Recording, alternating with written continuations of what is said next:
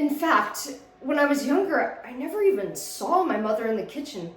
Food would just appear at mealtime as if by magic, all steaming and ready to eat. Lacey would bring it in on these big white serving platters that had a rim of raised china acorns. Our plates had the same rim. 22 acorns per plate, each one about the size of a lump of chewed gum. When I was younger, I tried to pry them off with my knife. We ate dinner at 8 o'clock sharp because my parents didn't start their cocktail hour until about 7. And since mealtime is for exchanging news of the day, the emphasis was more on talking and not on eating.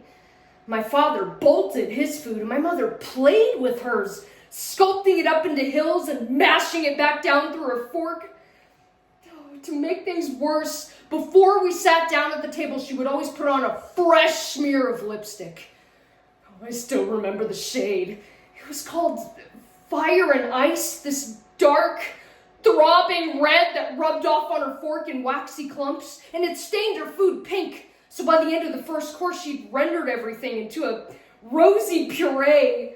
God, as my father wolfed down his meat and vegetables, I would watch my mother thread this puree through the raised acorns on her plate, fanning it out into long, runny, pink ribbons. God, I could never eat a thing. "Wake up, America!" she'd trumpet at me. "You're not being excused from this table until you clean up that plate." So I'd take several mouthfuls, and when no one was looking, would spit them into my napkin. Each night, I systematically transferred everything onto my plate into that life-saving napkin.